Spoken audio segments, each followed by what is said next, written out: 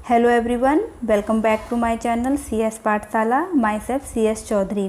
आज हम पढ़ेंगे क्लास 6 साइंस का chapter number 9 living organisms, characteristics and habitats.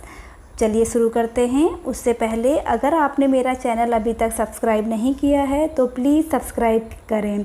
So now let's start the chapter. सबसे पहले हम ये जानते हैं लिविंग ऑर्गेनिज़म होते क्या हैं, इनके हम किन चीज़ों को लिविंग ऑर्गेनिज़म कहेंगे।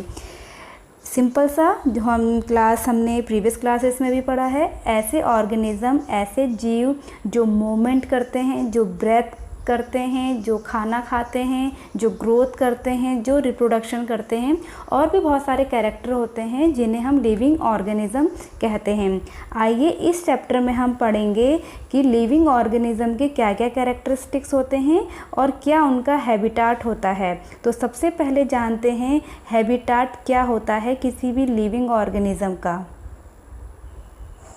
हैबिटाट का मतलब होता है प्राकृतिक आवास तथा एडेप्टेशन का मतलब होता है रूपांतरण, अनुकूलन। आइए जानते हैं ये होते क्या क्या हैं।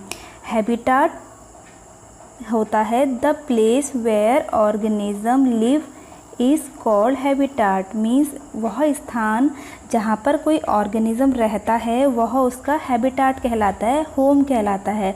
और इसी हैबिटाट से उसे food, water, air and shelter और अदर नीड्स उस ऑर्गेनिज़म को मिलती हैं। और किसी सेम हैबिटाट में अलग अलग प्रकार के प्लांट्स और एनिमल रहते हैं। अभी हैबिटाट्स कुछ अलग अलग प्रकार के होते हैं, जैसे यहाँ पर टेरेस्ट्रियल हैबिटाट के बारे में बताया गया है। ऐसे प्लांट और एनिमल जो लैंड में रहते हैं उसे हम टेरेस्ट्रियल हैबिटाट कहते हैं, उसका वो टेरेस्ट्रियल हैबिटाट कहलाता है। और ऐसे एनिमल जो वाटर में रहते हैं उसको हम एक्वाटिक हैबिटाट कहते हैं, जैसे लेक, रिवर एक एक्वाटिक हैबिटाट है।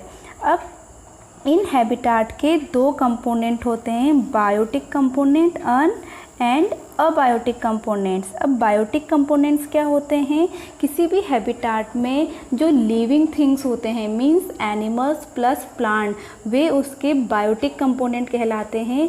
और एबायोटिक कंपोनेंट्स जो उसमें नॉन लिविंग थिंग्स होते हैं वो इसके एबायोटिक कंपोनेंट्स कहलाते हैं, जैसे rock, soil, air, water, ETC।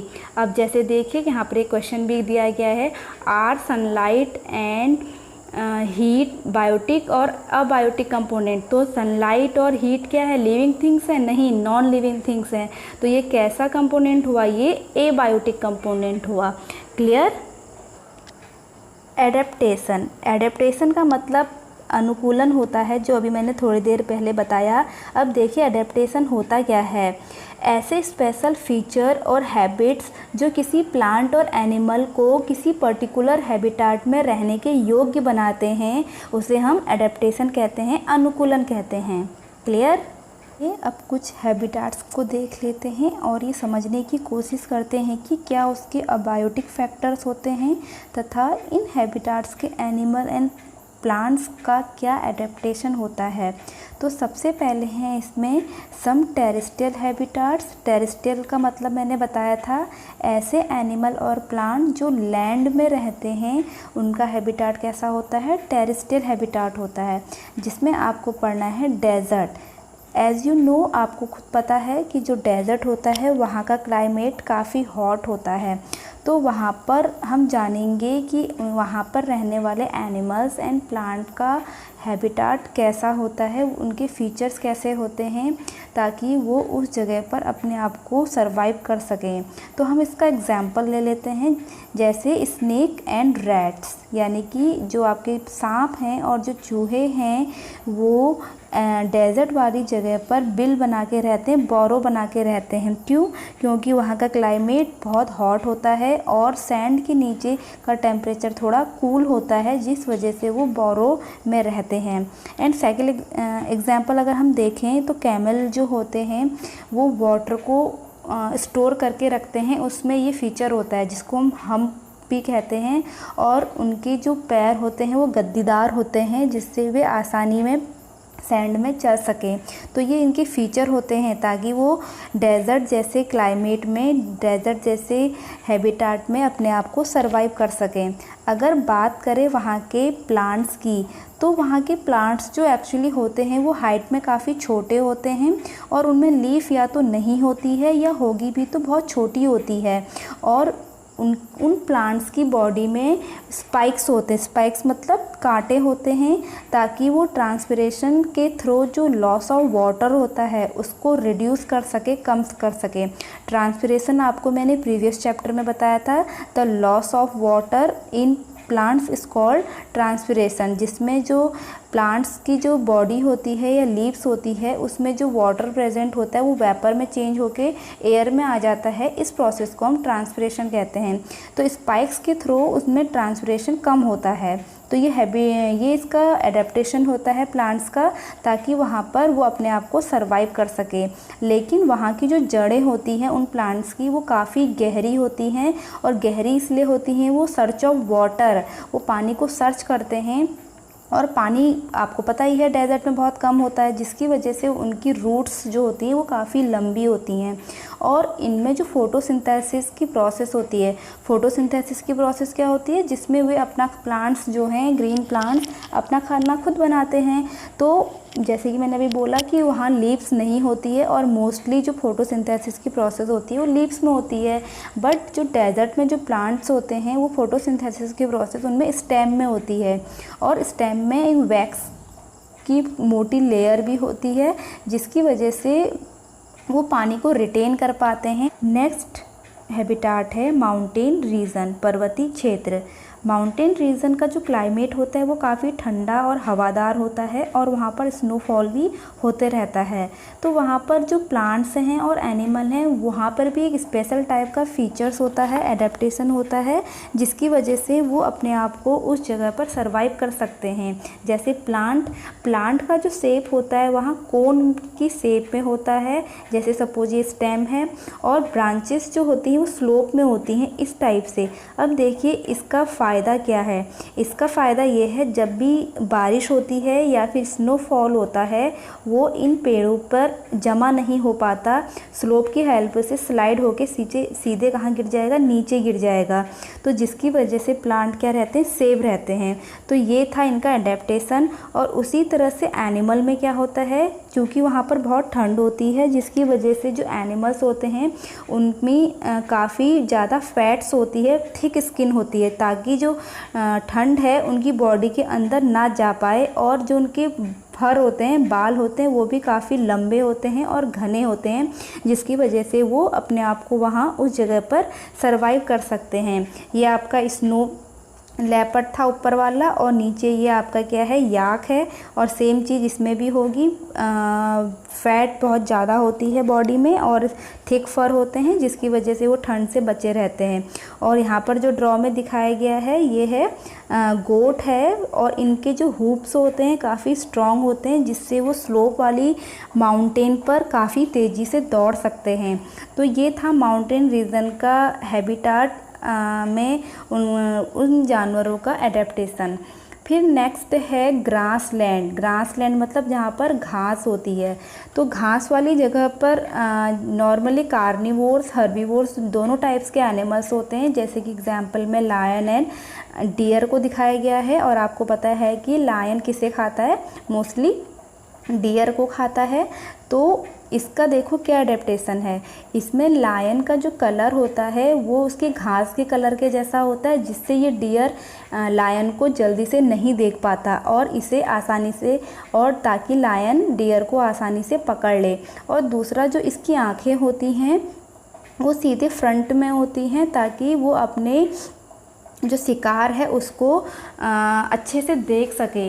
और उसी तरह से देखो डियर में भी अपने बचाव के लिए फीचर्स होते हैं, एडेप्टेशन होते हैं। वो क्या होते हैं, पहली बात तो ये बहुत तेज़ दौड़ लगा सकते हैं, और इनमें इनके कान बड़े होते हैं, जिससे इनकी सुनने की क्षमता अधिक होती है। वो लायन की किसी भी हरकत को सुन सकते हैं। और ऊपर से जो इनकी आइज़ होती है वो साइड में होती है, ताकि वो अपने आसपास की डायरेक्शन, चारों तरफ की डायरेक्शन में वो चीज़ों को देख सके और अपने प्रेडेटर को देख के ही वो भाग सके। तो ये तो था लायन और डियर का एडेप्टेशन।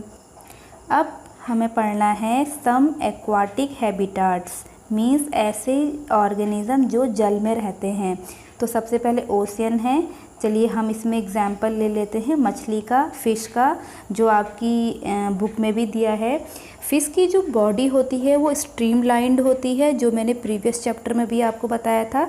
स्ट्रीमलाइंड बॉडी का मतलब होता है कि जो फ़िश की बॉडी होती है वो आगे और टेल की साइड से कैसी होती है, पतली होती है, और बीच से कैसी होती है, मोटी होती है। तो ऐसी बॉडी शेप को हम क्या कहते हैं, स्ट्रीमलाइंड बॉडी शेप कहते हैं, जिसकी हेल्प से वो मूवमेंट कर पाती है। एंड ये ब्रेथ कैसे लेती है, इनके यहाँ पर गिल्स पाए जाते हैं, जिसकी हेल्प से वो वाटर में डिज़ोल्व ऑक्सीजन को लेते रहते हैं। बट कुछ ऐसी फिश भी होती है जिनके नॉस्ट्रिल्स होते हैं, जैसे डॉल्फिन एंड वेल्स। ये इन नॉस्ट्रिल्स को हम ब्लो होल्स भी कहते हैं, जिसकी हेल्प से वो एयर में से ऑक्सीजन को लेती है, और एयर में से ऑक्सीजन को लेने के लिए उनको सरफेस ऑफ वाटर में आना पड़ता है, जिससे वो एयर में से ऑक्सीजन को ले लेती है। अब बात करते हैं कुछ पॉन्ड्स एंड लेक्स की। इसमें आपने देखा होगा कि कुछ प्लांट्स ऐसे होते हैं जो पानी में डूबे हुए होते हैं, तो उनमें कैसा एडेप्टेशन होता है, वहाँ पर जो मोस्टली जो रूट का जो फंक्शन होता है वो प्लांट को होल्ड करने का होता है, पकड़े रखने का होता है, और जो उसकी जो लीव्स होती हैं मोस्टली वो होती है निडल शेप की, सुई नुमा होती हैं, ज़्यादा चौड़ी नहीं होती हैं। उसी तरह से कुछ एनिमल्स ऐसे भी होते हैं जो land as well as water दोनों में रह सकते हैं, जिन्हें हम एम्फीबियंस भी कहते हैं। फॉर एग्जांपल फ्रॉग है। फ्रॉग जो होता है वो एक एम्फीबियन है जो वाटर प्लस लैंड दोनों में रह सकता है, क्योंकि जो उसकी बॉडी होती है वो काफ़ी मॉइस्चर वाली होती है।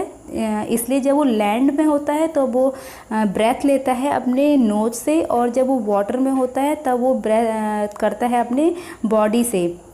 ओके, तो इस तरह के उसका फीचर पाया जाता है, एडेप्टेशन पाया जाता है, जिससे वो लैंड एंड वाटर दोनों में रह सकता है। अब आपको नेक्स्ट इसमें पढ़ना है इस चैप्टर में, do all organism need food, क्या सभी प्रकार के ऑर्गेनिज्म को फूड की आवश्यकता है?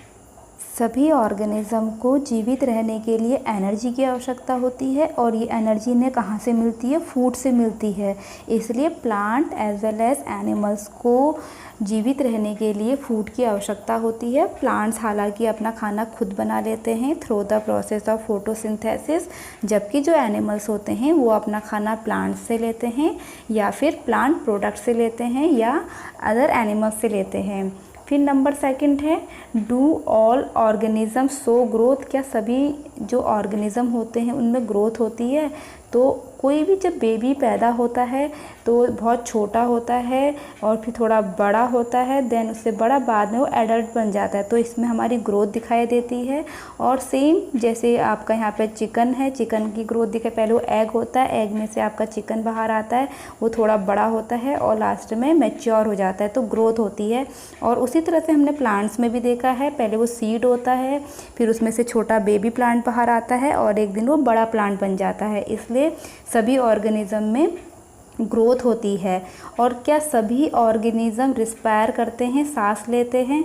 तो आपने देखा होगा प्लांट एज वेल एज जो एनिमल्स होते हैं वो रिस्पायर करते हैं, क्योंकि जो भी हम खाना खाते हैं और हम जब रेस्पिरेशन के थ्रू जो ऑक्सीजन लेते हैं, वही ऑक्सीजन हमारे खाने को क्या करती है, ब्रेक डाउन करती है, जिससे हमें एनर्जी मिलती है। सो इसलिए सभी ऑर्गेनिज्म क्या करते हैं, रेस्पिरेशन करते हैं, रिस्पायर करते हैं।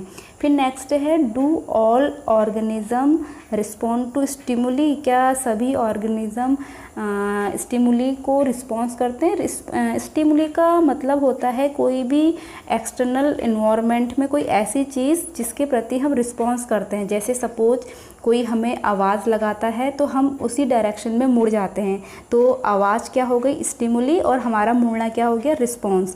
और उसी तरह से अगर डार्क, हम किसी कमरे अंधेरे में हो, कोई हमारी आंखों में टॉर्च लगाता है तो हम अपनी आंखें क्या कर लेते हैं, बंद कर लेते हैं, तो वो टॉर्च की लाइट क्या हो गई, स्टिमुली, और हमारा आंखों का बंद करना क्या हो गया, रिस्पॉन्स। इसलिए हम रिस्पॉन्स करते हैं स्टिमुली के उसमें। और उसी तरह से क्या प्लांट्स में भी ऐसा होता है? हाँ होता है। जैसे टच मी नॉट का प्लांट है, जिसे हम छुई मुई का भी कहते हैं, जिसको हम टच करते हैं तो वो अपनी लीव्स को क्लोज कर लेता है और थोड़ी देर बाद ओपन कर लेता है, इसलिए वो भी स्टिमुली के प्रति रिस्पॉन्स करते हैं।